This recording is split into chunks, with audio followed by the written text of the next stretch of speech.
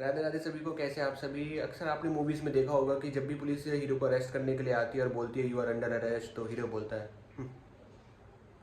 Warrant है। और अक्सर आपने ये भी देखा होगा कि पुलिस जब किसी को अरेस्ट करती है तो विदाउट वारंट भी उन्हें अरेस्ट करके ले जाती है।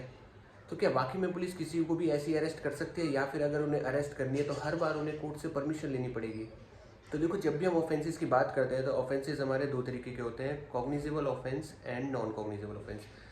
जब भी कॉग्निजेबल ऑफेंस की बात करते हैं तो सेक्शन 2 क्लॉज जी ऑफ भारतीय नागरिक सुरक्षा संहिता कॉग्निजेबल ऑफेंस को डिफाइन करता है वो ऑफेंसेस जिसमें पुलिस ऑफिसर्स को पावर होती है अरेस्ट करने की विदाउट वारंट।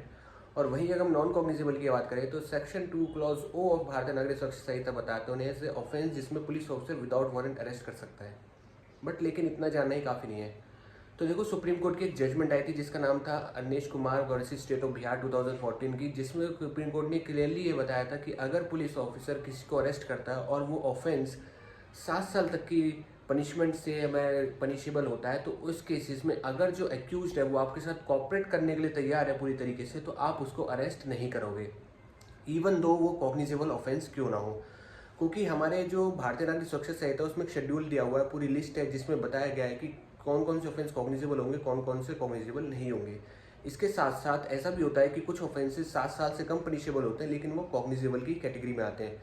तो इसी को ध्यान में रखते हुए कोर्ट ने क्लियरली ये बोल दिया था जजमेंट में कि आप अगर किसी को अरेस्ट करना चाहते हो और अगर वो आपसे कॉपरेट करने के लिए तैयार है, तो अगर वो ऑफेंस 7 साल तक पनिशेबल है तो आप उसको अरेस्ट नहीं करोगे। इसी को ध्यान में रखते हुए जब BNSS हमारा ड्राफ्ट हुआ था तो उसमें पार्लियामेंट के में ये देखा गया था कि उन्होंने इसी जजमेंट को ध्यान रख के सेक्शन नंबर 35 इंट्रोड्यूस करा था, जो क्लियरली कहता है कि अगर पुलिस किसी को अरेस्ट करती है कॉग्निजेबल ऑफेंस में जो 7 साल तक पनिशेबल है, तो उनको कुछ कंडीशन फुलफिल करनी पड़ेंगी। सबसे पहले ऑफेंस पनिशेबल होना चाहिए, दूसरा 7 साल तक की इम्प्रिजनमेंट हो उसमें, तीसरा पुलिस को किसी भी रीजनेबल सस्पिशन पे, किसी कंप्लेंट पे या कोई क्रेडिबल इन्फॉर्मेशन जो मिली है उस बेस पे ऐसा ग्राउंड मिलता है जिसके बेस पर उन्हें लगता है कि हाँ ऑफेंस कमिट हुआ है। इसके साथ साथ उन्हें लगता है कि ऑफेंस जो है फर्दर प्रोविट हो सके, उसको प्रिवेंट करने से रोकना है।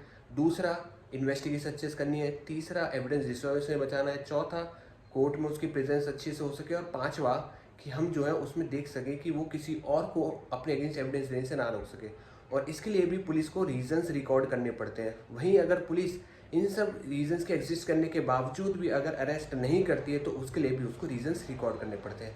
तो आगे से ध्यान रखना, अगर किसी पुलिस ऑफिसर की कॉल आती है या कोई भी आपको ऐसे ऑफिसर कॉल आती है और आपको बोलता है आपको अरेस्ट किया जा रहा है, तो उनको पूछना कि ऑफेंस क्या है, उसमें पनिशमेंट कितनी है, और अगर 7 साल तक पनिशेबल है तो आप इजीली कॉर्पोरेट करिए, आपको अरेस्ट नहीं किया जाएगा।